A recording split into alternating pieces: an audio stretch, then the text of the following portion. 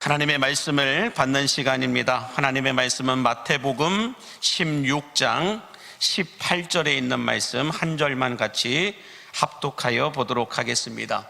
마태복음 16장 18절에 있는 말씀 한 구절만 다 같이 함께 한 목소리로 합독하여 보도록 하겠습니다. 찾으셨으면 같이 보겠습니다. 또 내가 내게 이르노니 너는 베드로라. 내가 이 반석 위에 내 교회를 세우리니 음부의 권세가 이기지 못하리라. 아멘. 이것은 하나님의 말씀입니다. 함께 따라하겠습니다. 예수를 알고 예수를 알리라. 예수를 알고 예수를 알리라. 기도하는 사람들을 실망시키지 않으시고 기도를 응답하실 때 실수하지 않으시는 우리 하나님의 능력이 오늘 이 금요일 성령 집회에 나와 기도하고 찬송하고 예배하는 여러분 모두에게도 충만하게 나타나게 되기를 예수님의 이름으로 간절히 축복합니다. 우리 함께 옆에 있는 분에게 인사하겠습니다. 기도하면 됩니다 라고 인사해 주세요. 미국에 가면 두류 대학이라고 하는 대학이 있습니다. 두류 대학이라고 하는 대학이 있는데 그 대학에 레너드 스위츠라고 하는 교수님이 계십니다. 미래학자이기도 하신데 이 레너드 스위츠라고 하는 목사님이 교회의 운명에 관한 책을 쓰셨는데 한번 보여주시면 바로 저분이 쓰셨습니다. 그래서 영성과 감성을 하나로 묶는 미래 교회에 대한 책을 쓰셨는데 그 책에서 교회의 운명을 가늠하는 네 가지의 M이 있다라고 말합니다. 이 네 가지 M에 대해서 M으로 시작되어지는 그런 교회에 대하여 설명을 하고 있는데 네 단계로 거쳐서 말씀을 하고 계세요. 첫 번째는 이 첫 번째 M은 무엇이냐면은 미션 처치라고 얘기합니다. 선교적 교회라고 이야기하는데 이 미션 처치라고 하는 것은 뭐냐면 이 교회는 예수님께서 주신 미션에 근거하여 탄생하고 시작한 것이다 라고 말하고 있습니다. 예수님이 주신 미션에 근거하여서 교회는 시작되었고 탄생하였다 라고 이 레너드 스윗 목사님 교수님은 말하고 있는데, 그러면 예수님의 미션이 뭡니까? 우리가 잘 알고 있는 마태복음 28장 19절과 20절에 나와 있죠. 같이 보겠습니다. 그러므로 너희는 가서 모든 민족을 제자로 삼아 아버지와 아들과 성령의 이름으로 세례를 베풀고 내가 너희에게 분부한 모든 것을 가르쳐 지키게 하라 라고 예수님이 우리에게 미션을 주셨어요. 이 미션을 감당하는 교회가 선교적 교회 미션 처치라고 이야기를 합니다. 자, 이 미션에 근거하여 두 번째 M이 시작되게 되는데 두 번째 M은 뭐냐? 미니스트리 처치라고 이야기를 하고 있어요. 목회적 교회이다 라고 말하고 있습니다. 이 미니스트리 교회는 무엇이냐면 교회는 목회적 돌봄을 해야 하는 곳이다 라고 말씀하고 있습니다. 이 목회적 돌봄이라고 하는 것이 무엇일까? 예수님은 나의 미션을 수행하는 교회는 이 미니스트리 처치를 만들어 가야 되는데 목회적 돌봄을 해야 한다라고 말씀하고 있어요. 그렇다면 이 목회적 돌봄이 무엇인가 세 가지로 나누어 이야기할 수 있는데, 먼저 마태복음 4장 23절에서 예수님이 이렇게 말씀을 하십니다. 시작. 예수께서 온 갈릴리에 두루 다니사 그들의 회당에서 가르치시며 천국 복음을 전파하시며 백성 중에 모든 병과 모든 약한 것을 고치시니 라고 말씀합니다. 여기에서 교회의 3대 사명이 3대 사역이 무엇인가를 설명해 주고 있죠. 첫 번째는 무엇입니까? 티칭이라는 거예요. 가르치라. 티칭, 가르쳐야 된다라고 말씀하고 있고, 한번 보여주시면 두 번째는 프리칭, 전파해야 한다라고 말하고 있고, 세 번째는 힐링이라고 얘기하죠. 고치는 사역을 해야 한다. 치유하고 회복하는 이런 사역을 해야 한다. 그래서 교회의 3대 사역은 티칭, 프리칭, 힐링이라고 해서 가르치고 전파하고 고치는 사역. 고친다라는 건 치유와 회복이 있는 곳이 되어야 교회이다라고 말씀하고 있습니다. 다시 말해서 이 예수님의 미션에 근거하여 이 미니스트리를 하는 곳이 교회인데, 이 레너드 스윗 교수님은 이것을 가리켜서 미니스트리 처치이다라고 말하고 있습니다.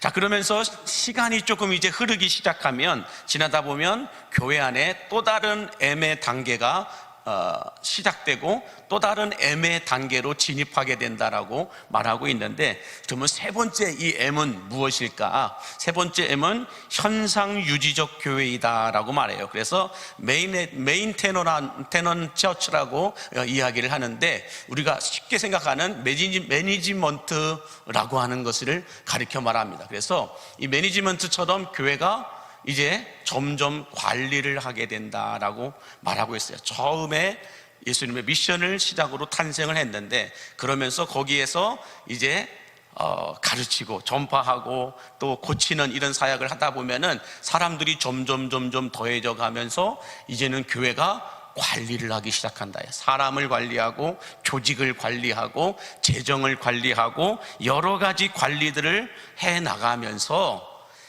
세상의 기업을 닮아가게 된다라고 말하고 있습니다. 여러분, 우리가 지금 체험하지 못했을 뿐이지, 여러분 아마 이런 곳에 다녀와 보신 분들도 있을 거예요. 교인이 최소 10,000명 정도 넘는 교회에 다녀보신 분들은 일반 대기업 못지않은 조직과 체계가 있습니다. 그냥 뭐랄까요, 감동되는 대로 하는 곳이 아니라는 거예요. 교회가 교인이 1,000명, 2,000명, 5,000명만 돼도요, 여러분 철저한 조직과 시스템과 체계가 갖추어져 있습니다. 그래가지고 절차 없이는 어느 것도 통과가 되지 않고 움직이지 않는 그런 교회가 되어 가버린다는 거예요. 그래서 이 메가처치라고 얘기하기도 하는데, 10,000명이 넘어가는 교회 여러분들 다녀보신 적이 있나요? 거기에 가면 와, 대박입니다. 진짜로 대박입니다. 담임 목사 한번 만나려면 번호표를 뽑는 게 아니에요. 예약이 돼야 돼요. 그렇지 않고서는 그냥 갑작스럽게 대놓고 갑작스럽게 들어와서 만나자고 할 수가 없는 그런 조직과 체계라는 거예요. 그런데 여러분은 얼마나 편합니까? 그냥 아무 때나 4층에 와서 두드리면 문이 열립니다. 그렇지 않습니까? 아무 때나 밥 먹으러 갑시다. 그냥 밥 먹으러 갑니다. 이 얼마나 아름다운, 얼마나 괜찮은 교회입니까? 그런데 여러분, 이런 이 매니지먼트 교회가 되어 가면은 뭐가 상실되느냐? 생명력과 생동감이 사라진다라고 말합니다. 물론 그렇지 않은 교회들도 있는데, 이 레너드 스윗 교수님은 그렇게 얘기하고 있어요. 생동감과 생명력이 교회 안에서 점점점 희미해진다라고 말하고 있어요. 자, 그러면서 교회의 마지막 M단계가 있는데, 이 마지막 M단계는 뭐냐면 뮤지엄 처치라고 이야기를 해요. 그래서 박물관 같은 교회이다라고 이야기합니다. 그래서 생명력과 생동감을 잃어버린 교회는 박물관 같은 교회가 된다라고 말해요. 그래서 유럽과 서구 교회들을 다녀오신 분들은 알겠지만, 정말로 몇천 명 들어가는 교회인데 60명, 50명 미만이 앉아서 예배를 드리고 있습니다. 그 모습이 신기해서 관광객들이 와서 사진 찍고 갑니다. 박물관이 되어버린 교회가 되어버렸습니다.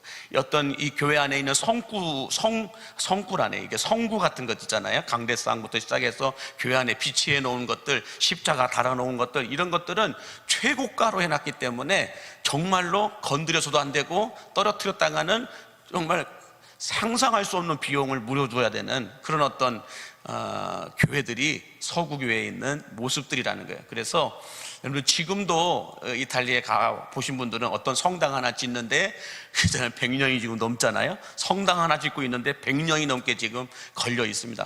그래서 앞으로도 한 30-40년은 더 지어야 완공된다라고 하는데, 그때까지 살아 계셔서 그 완공된 거 꼭 이탈리아 가서 보시기 바랍니다. 어떤 성당인지 아마 아실 거예요.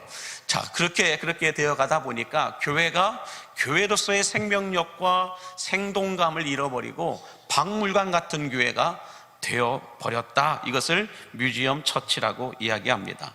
자, 그런데 여러분, 안타까운 건 뭐냐면, 이 드루대학의 레너드 스윗 교수님은 이 4가지의 M 단계를 유럽 교회들을 보고 진단하고 결론을 내린 거예요.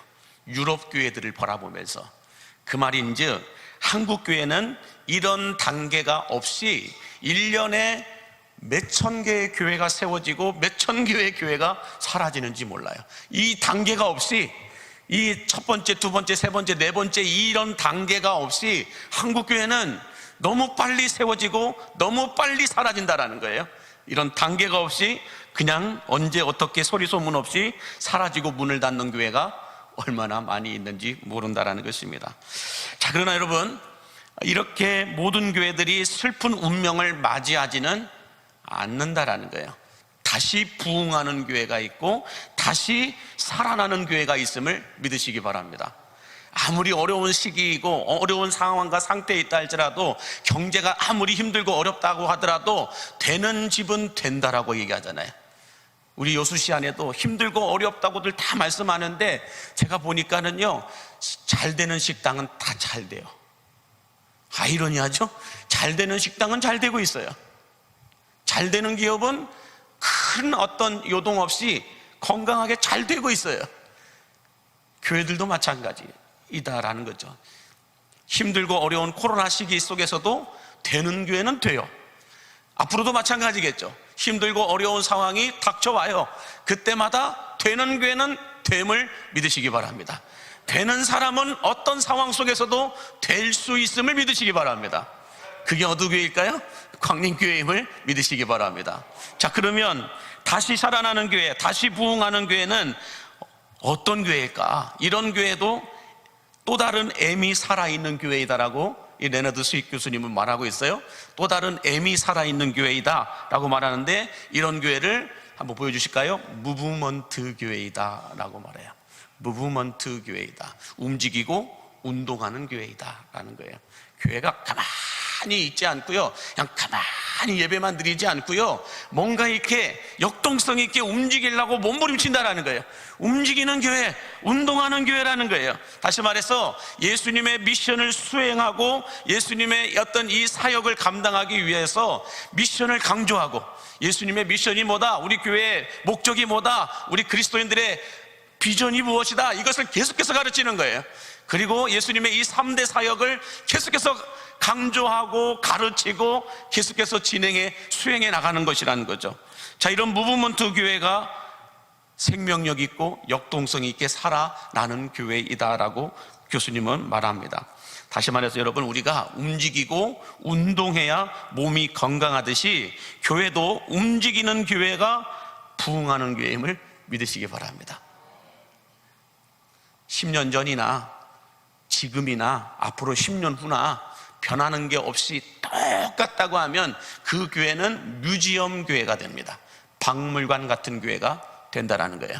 그러나 시대의 변화에 따라서, 시대의 상황에 따라서 진리는, 본질은 바뀌지 않지만 뭔가 모르게 계속해서 움직이고 운동하는 이 무브먼트 교회는 살아나더라는 거예요. 부흥하더라는 거예요. 그러므로 여러분, 아무것도 하지 않고 가만히 예배만 드리면 얼마나 편한지 모릅니다. 목사도요, 여러분들 예배만 드리면 얼마나 편한지 모릅니다. 진짜 설교만 하면 얼마나 편한지 모릅니다. 설교 같다고 쉬운 건 아니에요. 설교가 쉬운 건 아닙니다. 그러나 설교만 하고 예배만 드리면 목사가 얼마나 편한지 몰라요. 근데 교회는 점점 뮤지엄 교회가 됩니다. 박물관 같은 교회가 되어버린다는 거예요. 그래서 뭘 자랑해요? 우리 교회는 몇 주년 교회입니다. 우리 교회는 100년이 넘었습니다. 우리 교회는 뭐가 오래됐습니다. 우리 교회는 뭐가 오래됐습니다. 우리 교회는 그래서 나라에서 문화재로 지정이 되었습니다. 하면서 그런 걸 자랑해요. 그러나 교회는 건물 자랑하는 곳이 아니에요. 교회는 예수 그리스도를 자랑하고 예수 그리스도의 생명력을 자랑해야 할 줄로 믿습니다. 아무것도 안 하면 이 생명력은 뛰지 않고 가만히 있다니까요. 그래서 여러분, 아무것도 하지 않고 예배만 드리고 있어 보세요. 그러면 몸은 정말 편해요. 근데 점점 비대해지게 합니다. 머리도 점점 커져갑니다. 근데 움직일 수는 없어요. 뭘 하나 제대로 하는 게 없다고요.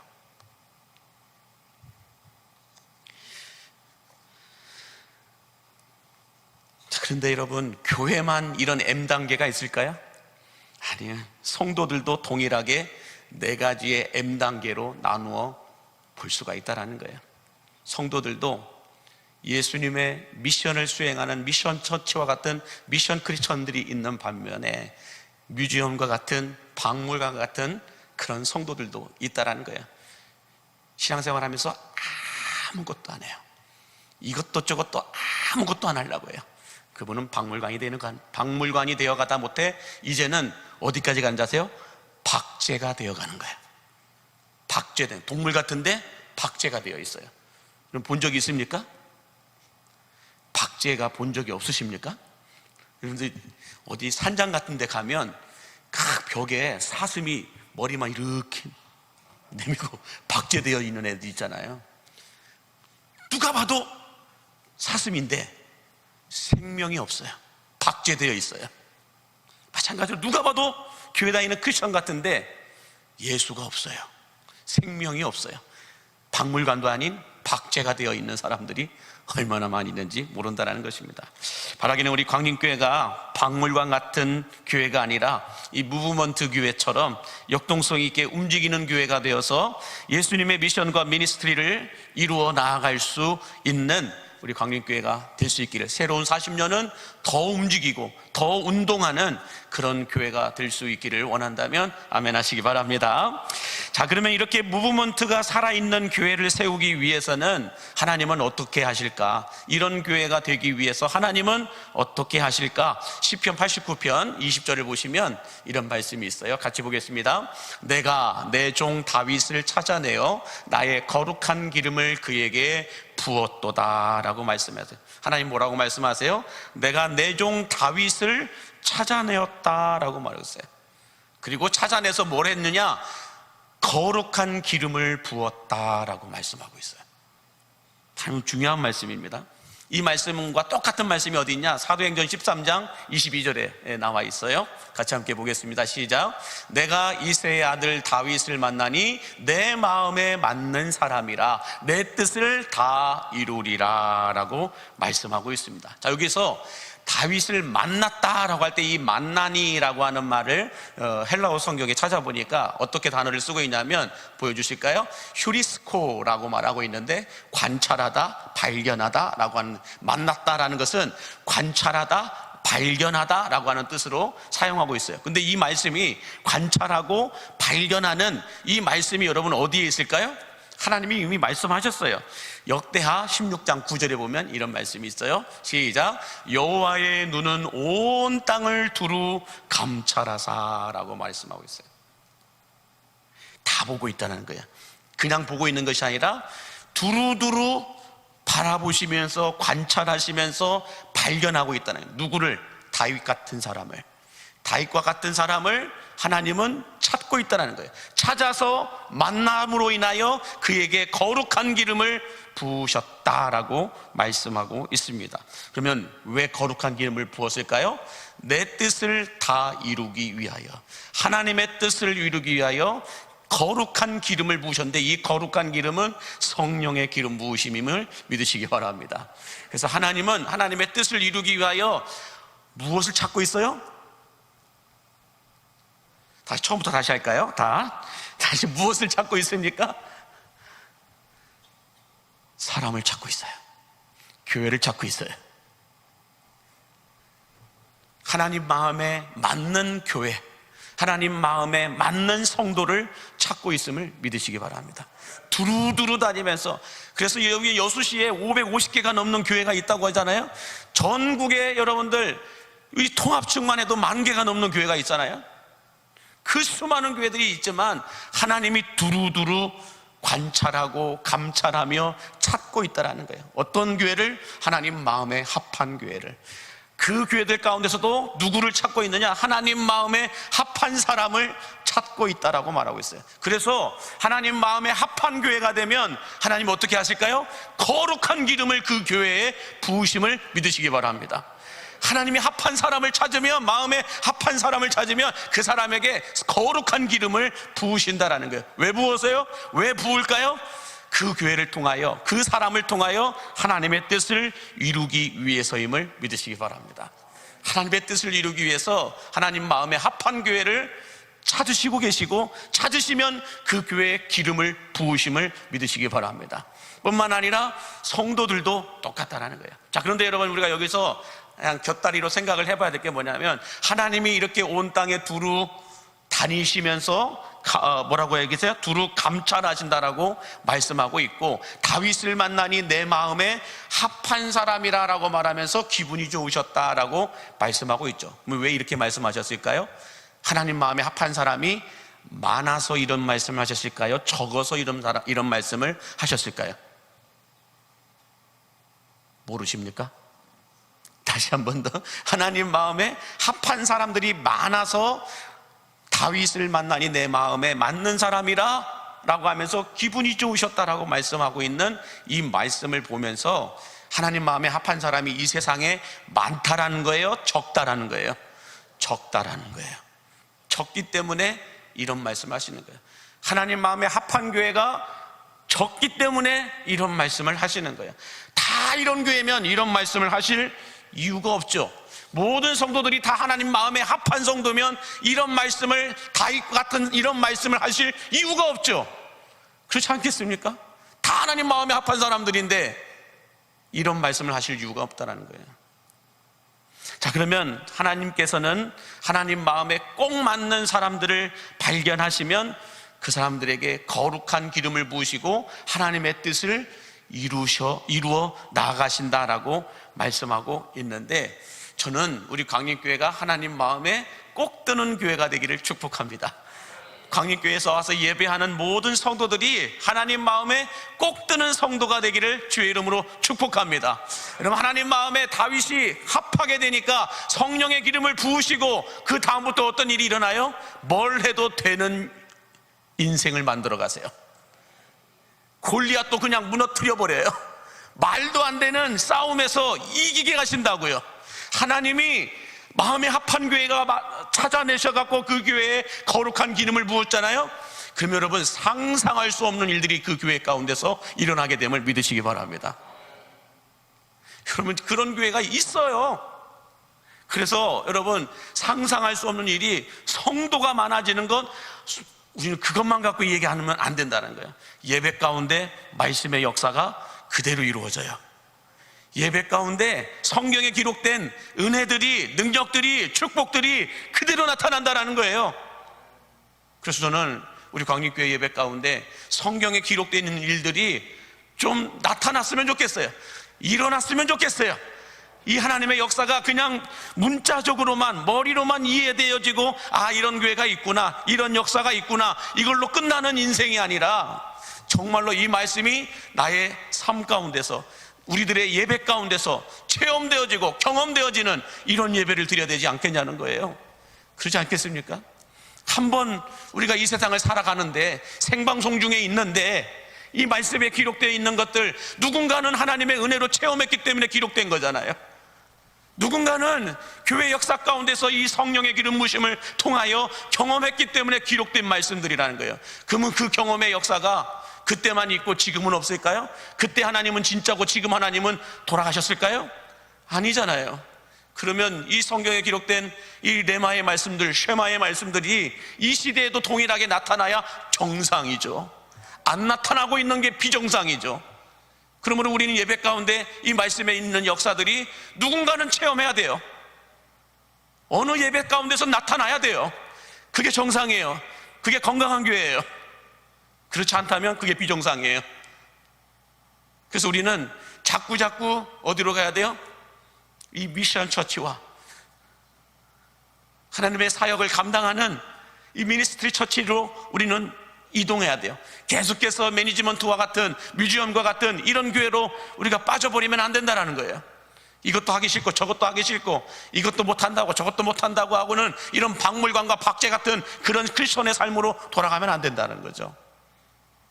그러므로 여러분들, 우리 교회 안에 성령의 기름 부으심이 있으면 말도 안 되는 상상을 초월할 일들이 여러분들 경험되어지게 될 줄로 믿습니다. 중요한 건 이걸 사모하고 이런 것들을 갈급하고 이런 것들을 절박하게 원하고 구하고 찾고 두드리고 기도하고 준비하는 사람들에게 이런 일들은 일어나게 됨을 믿으시기 바랍니다. 이런 것도 기도하지 않고 이런 것도 관심 없고 아무렇게 그냥 움직이지 않는 성도는 아무 일도 일어나지 않아요. 그래서 여러분, 특송 올라가면 특송하러 나오는 게 기적이에요. 나오는 게 일이 일어나요. 아무 일도 일어나지 않는 사람은 특송을 한다 만다 해도 움직이지 않는 사람들이에요. 아무 일도 일어나지 않아요. 뭐 합시다, 이거 합시다, 이것도 한번 해보십시오, 이것도 한번 해보십시오, 이것도 한번 해보십시오. 아무것도 안 하는 성도들에게는 움직이지 않는 교회예요. 박물관 같은 교회예요. 박제된 교회예요. 성도들도 마찬가지예요. 이것도 저것도 다 하기 싫다고 하면 박제된 성도가 되어가는 거예요. 저는 우리 강림교회 금요 성령 집회가 정말로 이런 어떤 무브먼트 같은 교회의 역사를 체험해 보기를 간절히 원합니다. 이건 실제로 있었던 사건이기 때문에 제가 당당하게 말씀드릴 수 있어요. 제가 부교육자 때 섬겼던 교육전사로 들어갔다가 부목사가 되어서 나왔던 남양주에 있는 큰빛교회가 있죠. 그 큰빛교회에서 금요 성령 집회가 없었어요. 제가 가니까 찬양 인도를 해보라고 해서 찬양 인도를 하는데, 그때 제가 신혼집이 어디였냐? 인천이었어요. 인천에서 남양주까지 전도사가, 그것도 교육 전도사가 금요일 예배 인도를 하기 위해서 갑니다. 1시간 반 걸려요. 1시간 반을 걸려서 결혼하고 처음 사역지가 갔던 교회가 큰빛교회니까요. 거기에 갑니다. 그래서 인천에서 차를 타고 1시간 반 걸려서 서울을 지나서 남양주까지 갑니다. 남양주에서도 더 들어가죠. 다 들어가고, 그때 거기 들어가서 다 예배 주일날만 가도 되는데, 목사님이 보셨잖아요. 그 목사님 얼마나 얼굴에 복스럽게 생겼어요. 복스럽게 생겼잖아요. 그분이 금요일날 찬양도 한번 해볼 수 있냐고 물어보시길래, 네가 금요일날 찬양 인도를 한다면 금요일 예배를 만들겠다고 얘기하더라고요. 저에 의해서 금요 예배가 시작된 교회가 큰빛교회입니다. 저 이런 사람입니다. 그래서 금요 예배를 시작했는데요, 여러분, 본당에서 시작한 게 아니에요. 예배가 없었으니까 몇 명이 올지도 모르고, 그래가지고 큰빛교회 1층에 있는 교육 부서들 예배 드리는 곳에서 예배를 드렸어요. 처음에 여러분 30여 명밖에 안 모였었어요. 30여 명밖에 모이지 않는 금요 예배가 시작을 했어요. 거기에서 뭐 잘했을까요? 얼마나 잘했겠어요? 아무것도 없는데 그냥 부탁대고 찬양하고 기도하고 찬양하고 기도하고, 어떤 때는 여러분들 얼마나 재밌었냐면요, 박인도 목사님이 그래 네가 다 해먹어라 그랬어요. 네가 다 해먹어라 해가지고 목사님 설교는 한 10분 15분밖에 안 하고 찬양만 1시간을 넘게 가요. 찬양과 기도와 찬양과 기도와 찬양과 기도, 이렇게 1시간을 넘게 가는 거예요. 그렇게 기도하고 찬양하고 그렇게 또 말씀 15분 전하고 또 기도 1시간 또 해요. 또 1시간 하고, 그리고 난 다음에 예배 끝나고 나면 또 1시간 반 가야 돼. 인천까지. 신혼집이 거기니까. 그래서 차 타고 신혼집에 가요. 가가지고 집에 들어가면 토요일 새벽입니다. 자고 토요일날 또 출근해야 돼. 주일날 예배 준비해야 된다고. 그 또 가, 아침에. 그렇게 왔다 갔다 했던 것 같아요. 그렇게 먼 거리를 왔다 갔다 하다가 아내가 임신을 했는데 교통사고를 당했어요. 신호를 받고 서 있는데 뒤에서 와서 받았어요. 그래가지고 또 그런 일들도 겪게 되고, 그럼에도 불구하고 또 예배는 인도하러 가야 되고, 그렇게 여러분들 예배 인도를 했어요. 어떤 일이 벌어졌을까요? 30여 명밖에 모이지 않던 금요 성령 집회가 그 교육관이 꽉 차는 거예요. 꽉 차가지고 의자를 놓을 수가 없어요. 의자를 놓으니까 많이 못 앉아. 그래서 그 의자를 치워버렸어요. 바닥에 앉아서 예배를 드렸어요. 바닥에 앉아서 여러분 3시간 동안 예배 드리는 거 쉬울까요? 어르신들이 쉽지 않아요. 그렇게 했어요. 그것도 안 되다 보니까 1층 옆방이 목사님 목양실이었거든요. 거기를 터버렸어요. 거기를 터서 예배 공간을 더 늘렸어요. 그렇게 1년이 지나가고 나니까 그 자리가 다 찼을까 안 찼을까요? 다 차버렸어요. 어디로 갈까요? 본당으로 갔어요. 금빛교회 갔다 오신 분들은 알겠지만은 거기 1층을 꽉 채우면 600명 가까이 앉는다라고 얘기합니다.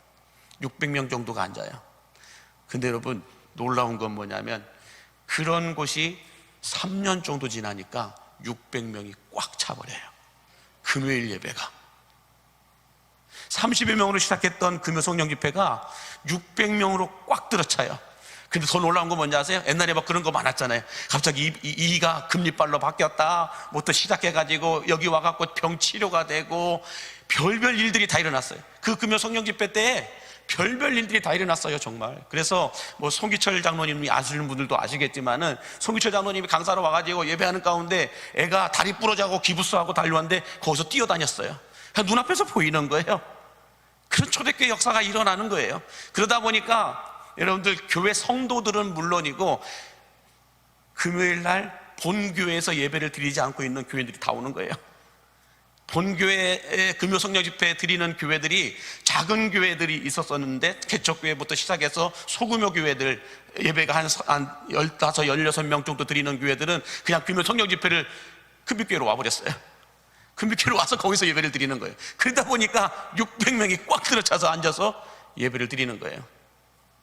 지금 우리 여기 교회 본당 600명 앉으면 어떻게 될까요? 앉을 자리 없어 꽉 들어차요.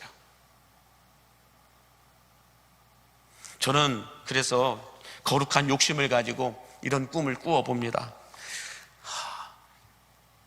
이 의자 말고, 이 장의자에 앉아서 예배하는 분들 말고요, 이 앞자리까지 올라와서 앉아서 예배하는 날이 나는 오게 될 줄로 믿습니다. 그 꿈을 꾸니까요.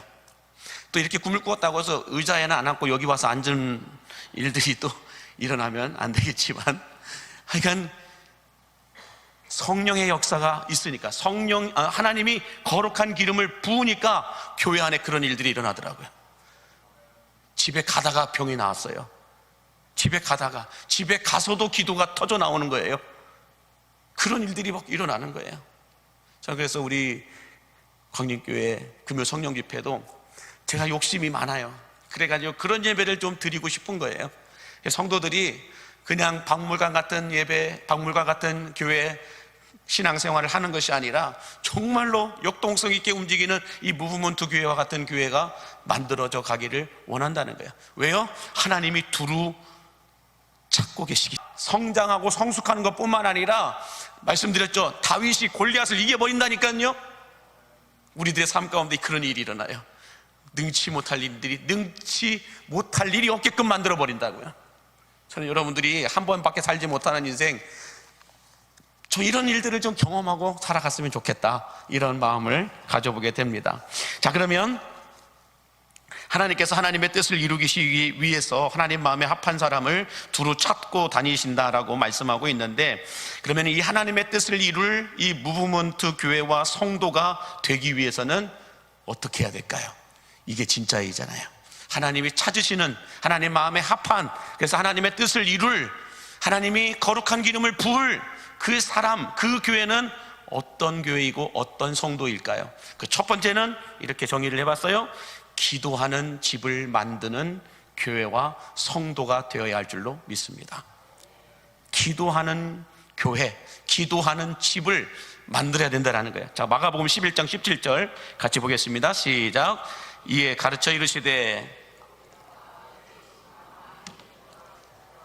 칭함을 받으리라 하지 아니하였느냐? 너희는 강도의 소굴을 만들었도다 하시매. 또 이사야서 56장 7절 시작. 내가 곧 그들을 나의 성산으로 인도하여 기도하는 내 집에서 그들을 기쁘게 할 것이며 그들의 번제와 희생을 나의 제단에서 기꺼이 받게 되리니 이는 내 집은 만민이 기도하는 집이라 일컬음이 될 것입니다. 할렐루야. 여러분 잘 보세요. 교회의 정체성은 기도하는 집을 만드는 것임을 믿으시기 바랍니다. 교회의 정체성은 만민이 기도하는 집을 만드는 것, 이것이 교회의 정체성이에요. 그런데 여러분, 만민이 기도하는 집이 되지 않으면 뭐가 된다고 말해요? 강도의 소굴이 된다라고 말해요. 교회가 기도하는 집을 만들지 않으면 강도의 소굴이 된다라고 말해요. 다시 말해서 기도가 사라진 교회는 세상과 같아지는 것이 아니라 세상보다 더 악한 강도의 소굴이 된다라고 말하고 있어요. 그럼 교회가 기도하지 않으면, 이거 제 말이 아니에요. 예수님이 직접 하신 말씀이에요. 강도의 소굴이 될 것이다 라고 말해요. 기도하지 않는 사람 어떻게 될까요? 설명하지 않아도 알 겁니다. 자, 그런데 이사야서 56장 7절을 다시 한번 보여주시겠어요? 이 말씀이 참 기가 막힌 거예요. 이사야서 56장 7절 다시 한번 보여주세요. 자, 한번 보시면, 내가 곧 그들을 나의 성산으로 인도하여, 하나님이 계신 곳으로 인도하여 기도하는 내 집에서 그들을 기쁘게 할 것이다 라고 말하고 있어요. 이런 기도하는 사람들을 하나님 어떻게 하신다고 말씀하세요? 하나님의 성산, 교회로 불러들여서 그들을 기쁘게 할 것이다 라고 말씀하고 있어요. 그래서 여러분, 기도하는 사람들은 교회에 오면, 만민이 기도하는 집이 된 그런 교회로 오면 기쁜 거예요. 하나님이 기쁘시게 하는 거예요. 그래서 교회 들어올 때부터 싱글벙글 하면서 오는 거예요. 아따, 금요일은 왜 이렇게 빨리 돌아오냐 하면서 이렇게 올라오는 게 아니라 싱글벙글 하면서 벌써 금요일이야 하면서 이렇게 오는 거죠. 뿐만 아니라 그들의 또, 왜 말씀 지워버렸네요? 자, 말씀 다시 한번 보여주시겠어요? 자, 보실까요? 기쁘게 할 것이며 그들의 번제와 희생을 나의 제단에서 기꺼이 받겠다라고 말하고 있어요. 우리가 드리는 예배를 하나님은 기꺼이 받겠다는 거예요. 희생, 우리가 드리는 헌신과 봉사를 하나님은 기꺼이 받겠다라고 얘기하고 있는 거예요. 만민이 기도하는 집을 만들고 만민이 기도하는 집에서 기도하는 성도들의 예배는 하나님이 기꺼이 받겠다라는 거예요. 여러분들이 이렇게 예배 봉사자들로 와가지고 찬양팀이든 방송실이든 어떤 이 차량 운행이든 어떤 것이든 간에 예배 안내부터 시작해서 예배를 위하여 섬기는 모든 헌신과 봉사에 대해서 하나님은 기꺼이 받겠다라고 말하고 있어요. 기꺼이 받는다는 건 뭐예요? 기쁨으로 받겠다는 거예요. 어쩔 수 없이 받는 것이 아니라 기쁨으로 당연히 받겠다는 거예요. 그러면서 뭐라고 말씀하세요? 그 이유는 내 집은 만민이 기도하는 집이기 때문에 그렇다라고 말하고 있어요. 그러므로 여러분, 우리 교회는 어떤 교회가 돼야 되냐? 만민이 기도하는 집이 되어야 할 줄로 믿습니다. 만민이 기도하는 집이 되면 하나님이 우리 교회 안에 거룩한 기름을 부으실 줄로 믿습니다. 거룩한 기름 부으심이 있는 그 예배 가운데 참여하게 되면 하나님은 우리를 기쁘시게 하고 우리의 예배를 다 받으시고 우리의 헌신과 봉사와 우리가 드리는 모든 것들을 다 기꺼이 받으시겠다고 말씀하고 있는 거예요. 이래도 기도 안 하시겠습니까? 이래도 집에서 TV 보시겠습니까? 그러므로 금요 성령 집회는 예수님의 이 미션과 미니스트리를 감당해야 할 교회 안에 있는 모든 사역자들이 참여해서 기도해야 하는 시간임을 믿으시기 바랍니다. 월드 사역을 하겠다고 얘기하니까 성도들이 그게 뭐야? 두려움 가운데 뭐 또 극성맞게 새로운 걸 하려고 그러냐? 목사가 꼭 어디 컨퍼런스 갔다 오면 뭐 하겠다고 또 뭐 바꿔놓고 뒤집어 놓고 막 이렇게 한다가 얼마나 가나 보자, 또 이렇게 딱 생각들을 하실 수도 있어요. 그러나 아니에요. 목적은 하나예요. 기도하는 집을 만들기 위한 거예요. 하나님이 그래서 받으시는 예배를 드리고 싶은 거예요. 월드 사역은 이전에 하지 않았던 새로운 것을 하는 게 아니에요. 이전에 했던 것을 더 잘하자라는 거예요. 이전에 그동안 쭉 해왔던 거예요. 그것을 잘 하자라는 거예요. 지금까지 예배 안 드린 교회가 어디 있어요? 다 예배 드려요. 그 예배를 잘 드려보자라는 거예요. 잘 드려보자. 예배 때 드렸던 찬양들을 조금 더 잘 해보자라는 거예요. 잘 드려보자라는 거예요. 잘 드려보자. 안 하던 걸 하자라는 게 아니에요. 하던 걸 잘하자라는 거예요. 그러기 위해서는 어떻게 될까요? 예배를 섬기는 사역자들, 예수님의 미션을 수행하고 예수님의 교회의 3대 사역을 감당해야 될 사역자들이라고 하는 사람들, 직분을 맡아서 임명을 받은 역할을 맡은 모든 사람들은 어떻게 해야 돼요? 만민이 기도하는 집을 만들어야 돼요. 그러기 위해서는 금요일 날 나와 기도하셔야 돼요. 기도하는 사람들이 있어야 기도하는 집이 됩니다. 그렇지 않을까요? 기도하는 사람들이 없는데 어떻게 만민이 기도하는 집이 돼요? 기도하는 집이 될 때라야 그곳에 하나님의 거룩한 기름 부으심이 있게 됨을 믿으시기 바랍니다.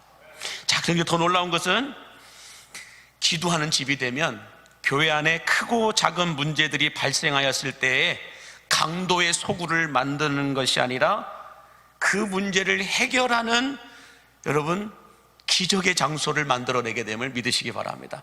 만민이 기도하는 집이 되게 되면 여러분들 기적을 만들어내는 장소가 된다라는 거예요. 강도의 소굴이 아니라. 그래서 실제로 여러분 사도행전 12장 5절에 보면 이런 말씀이 있습니다. 함께 볼까요? 시작. 이에 베드로는 옥에 갇혔고 교회는 그를 위하여 간절히 하나님께 기도하더라. 이게 어디에 있는 말씀이에요? 사도행전에 나와 있는 말씀이잖아요. 베드로가 복음을 전하다가, 설교를 하다가, 복음을 전하다가 갇히게 되죠, 감옥에. 그러니까 초대교회 성도들이 뭐 했어요? 다 같이 모여서 하나님 앞에 간절히 기도하였다라고 말합니다. 자, 이렇게 베드로가 옥에 갇히자 교회 성도들은 모여서 기도합니다. 기도하자 하나님께서 선사를 통하여 세상의 방법이 아닌 하나님의 방법으로 베드로를 옥에서 건져내십니다. 베드로를 옥에서 건져냅니다. 그런데 베드로가 얼마나 마음이 편했던지 깊이 잠들었다고 하잖아요. 그런 베드로의 옆구리를 천사가 발로 차서 깨웁니다. 발로 차서 깨워가지고 베드로를 옥 밖으로까지 데리고 나옵니다. 그때까지 베드로는 비몽사몽간에 있었죠. 이게 꿈인지 생시인지 알 수가 없는. 그러다가 옥문 밖으로 나와서 옥이 있는, 감옥이 있는 그 바깥 길바닥으로 나오니까 그제서야 여기가 어딘지 깨닫게 되는 거예요. 그 다음에 여러분 베드로가 어디로 갔을까요? 옥에서 풀려났어요. 풀려난 건 아니죠. 옥에서 건져냄을 받죠. 구원을 받았어요. 그런 다음에 베드로가 어디로 갔습니까? 내 목숨 살자, 나 걸리면 완전히 죽는다 해가지고 어디로 숨었어요? 간 게 아니죠. 어디로 갔냐? 오순절 마가의 다락방에 있었던 기도하는 곳으로 갑니다. 사도행전 12장 11절과 12절 같이 보겠습니다. 시작. 이에 베드로가 정신이 들어 이르되 내가 이제야 참으로 주께서 그의 천사를 보내어 나를 헤롯의 손과 유대 백성의 모든 기대에서 벗어나게 하신 줄 알겠노라 하여 깨닫고 마가라 하는 요한의 어머니 마리아의 집에 가니 여러 사람이 거기에 모여 기도하고 있더라 라고 말하고 있어요. 여러분, 옥에서 빠져나온 베드로가 간 곳이 어디예요? 기도하는 곳이에요. 기적을 만들어낸 것도 그 기도하는 곳이었고, 베드로가 기적을 체험하고 돌아온 곳도 기도하는 자리였다라고 말씀하고 있어요. 그곳이 어디였기 때문에? 기도하는 자리였기 때문에. 이곳이 어디냐? 오순절 마가의 다락방입니다.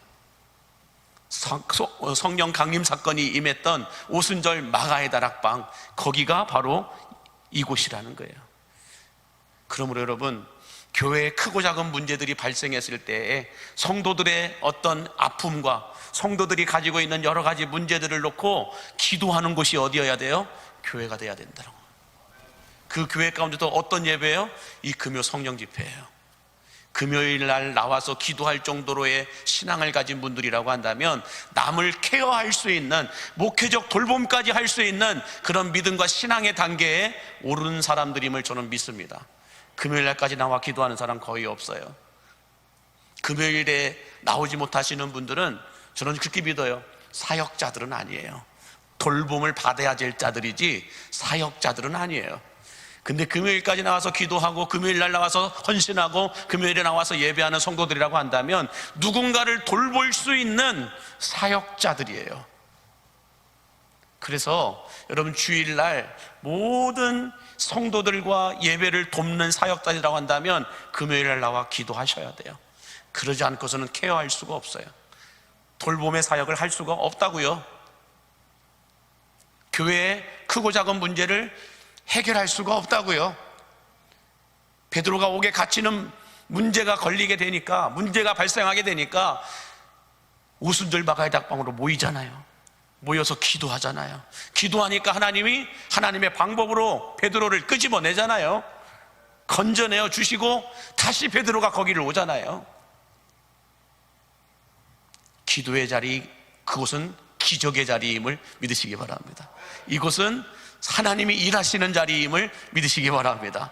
그래서 여러분, 이곳에서 여러분들 성도들을 돌볼 수 있는 힘과 능력이 부어지는 거예요. 성도들의 아픔을 놓고 기도하는 거예요. 육신의 질병뿐만 아니라 마음의 질병들, 또한 인생의 문제들, 기업의 문제들, 가정의 문제들, 이런 자녀들의 문제를 놓고 기도하는 곳, 여기가 금요 성령 집회의 자리예요. 그러므로 저는 그렇게 선포하면서 부르짖고 싶습니다. 금요일은 주일날 성도들을, 또한 예배를 돕는 사역자들, 목회적 돌봄을 해야 될 성도들이 나와서 기도하는 곳이라고요. 그 부분들은 반드시 나와야 돼요. 그래야 남을 살릴 수가 있어요. 기도하지 않고 남을 살릴 수 있을까요? 못 살린다니까요. 기도하지 않으면 뭘 만들어요? 강도의 소굴을 만든다라고 얘기하고 있어요. 제 얘기가 아니죠. 저는 그래서 우리 강림교회도 하나님 마음에 합한 교회가 되기 위해 언제나 기도를 시작하고 오순절 마가의 다락방과 같은 금요 성령 집회를 드림으로 인하여서 예수님의 미션을 수행하고 이 미니스트리를 감당해 나아갈 수 있는 성령의 기름 부으심이 있는 예배, 만민이 기도하는 광림교회를 함께 만들어갈 수 있게 되기를 주의 이름으로 간절히 축복합니다. 자, 다 왔는데 하나만 더 말씀을 보도록 하겠습니다. 자, 그렇다면 이런 무브먼트 교회와 성도가 되기 위해서는 어떻게 해야 될까? 하나만 더 보신다면 이렇게 말씀합니다. 한번 보여줄까요? 두 번째, 기도를 쌓아 올려야 다시 내려옵니다. 기도를 쌓아 올려야만 다시 내려옵니다. 이게 너무 중요한 거예요. 그냥 넘어갈 수도 있는데, 우리 계시록 8장 3절과 5절에 있는 말씀 같이 보겠습니다. 시작. 다른 천사가 와서 제단 곁에 서서 금향로를 가지고 많은 향을 받았으니 이는 모든 성도의 기도와 합하여 보좌 앞 금제단에 드리고자 함이라. 상연히 성도의 기도와 함께 천사의 손으로부터 하나님 앞으로 올라가는지라. 천사가 향로를 가지고 제단에 불을 담아다가 땅에 쏟음에 우레와 음성과 번개와 지진이 나더라 라고 말씀합니다. 무슨 말씀일까요? 향은 성도들의 기도인데 모든 성도들의 기도가 천사를 통하여 하나님께로 올라간다라고 말씀하고 있습니다.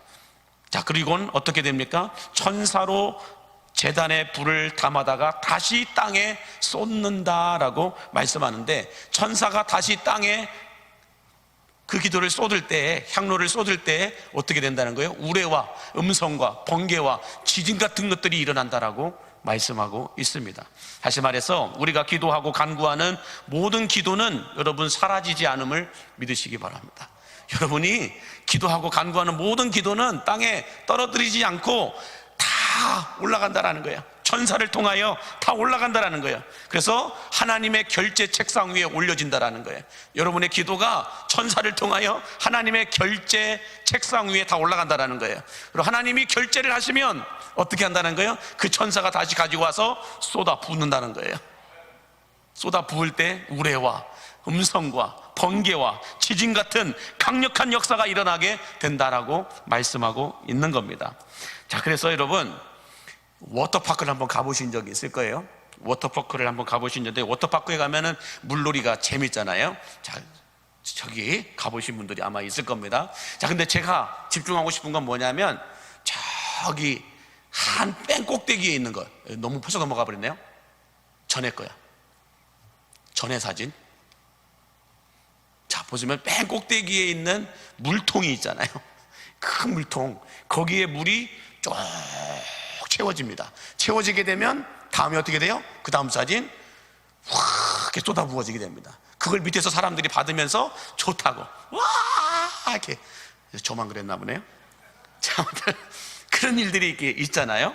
자, 근데 제가 보고 싶은 건 뭐냐면 저렇게 큰 이 그릇, 어떤 통 안에 물이 다 채워졌다라고 생각되어질 때 사람들은 그 밑으로 모일까요? 안 모일까요? 다 모이죠.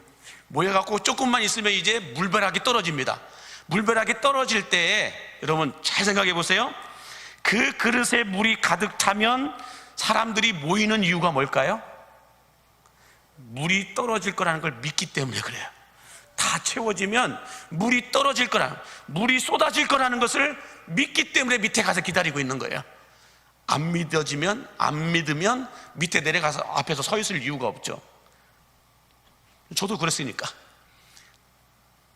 물이 꽉 쏟아지거든요. 좀 있으면 물이 가득 차요. 그러면 반드시 뒤집어지면서 물이 쏟아질 거라는 걸 믿기 때문에 그 앞에 가서 서 있어요.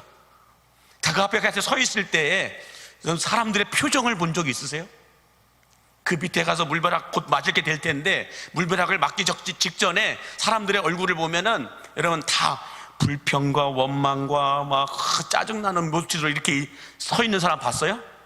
아니에요. 얼마나 재미있게 이제 곧 물벼락 맞는데 좋대요.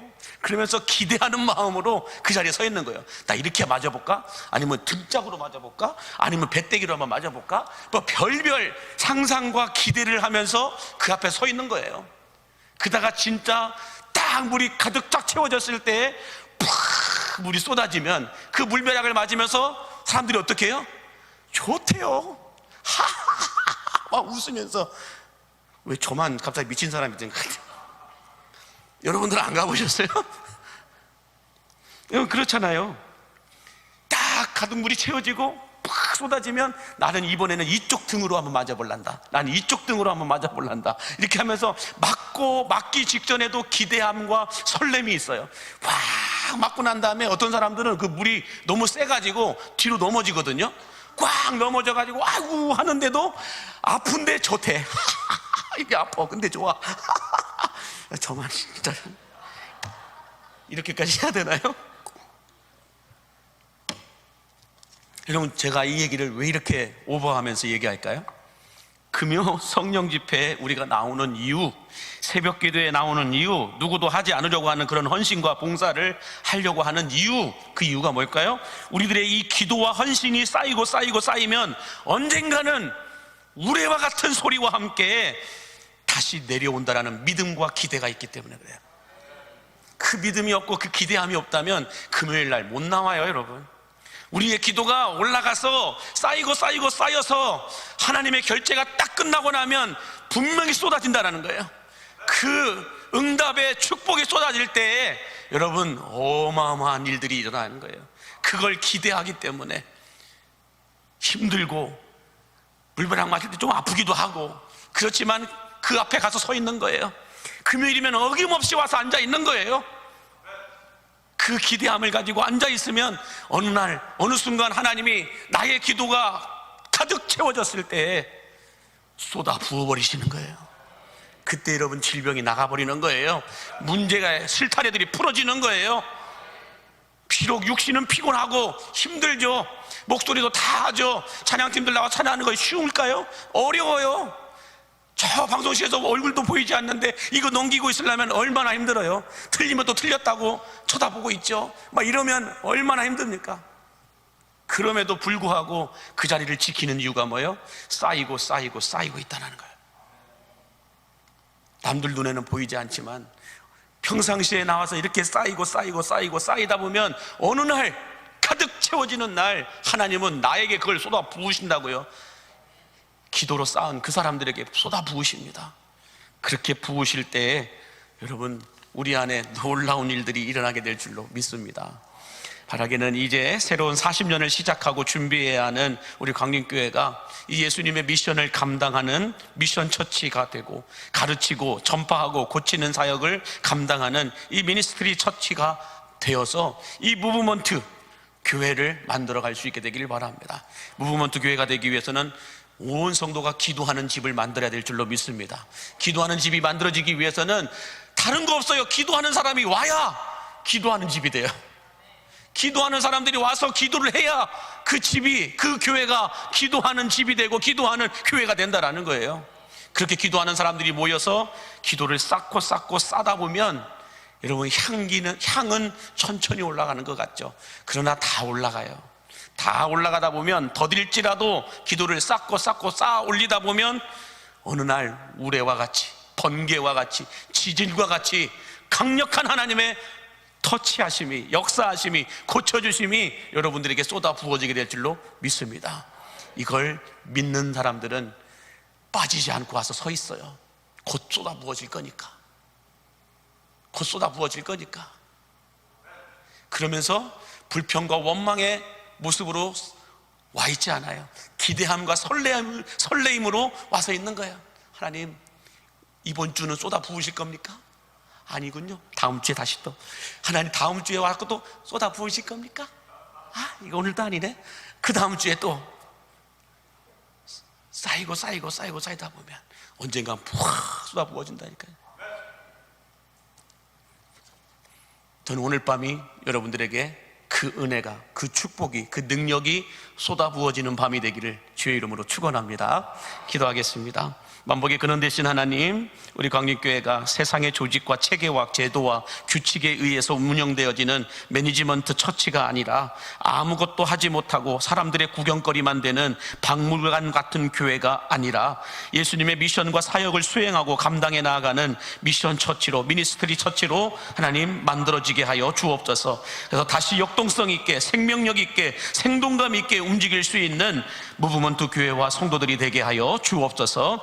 이를 위해서 무엇보다 만민이 기도하는 광림교회를 만들기 위해서 기도하는 성도들이 금요일을 채우게 하여 주옵소서. 기도하는 성도들이 와서 하나님 앞에 기도하게 하여 주옵소서. 기도하는 성도들이 있어야 만민이 기도하는 집이 될 수가 있음을 고백합니다. 주여, 이 일을 위해서 우리가 금요일에는 주일 예배를 섬기는 주의 사역자들이 누구라도 어김없이 와서 기도하고 간구함으로 말미암아 광림교회를 기도하는 집으로 만들게 하여 주시옵시고, 모든 성도들이 기도를 쌓고 쌓아 올리다 보면 어느 날 하나님께서 우리에게 그 은혜를 부어주실 것을 믿고 기대하면서 금요일에 나오게 하여 주옵소서. 오늘 밤이 주여 그런 밤이 되기를 원합니다. 누군가에게는 오늘 이 밤이 하나님의 은혜가 쏟아지는 밤이요, 능력이 쏟아지는 밤이요, 축복이 쏟아지는 밤이 되게 하여 주시옵소서. 예수님의 이름으로 축복하며 기도하옵나이다. 아멘.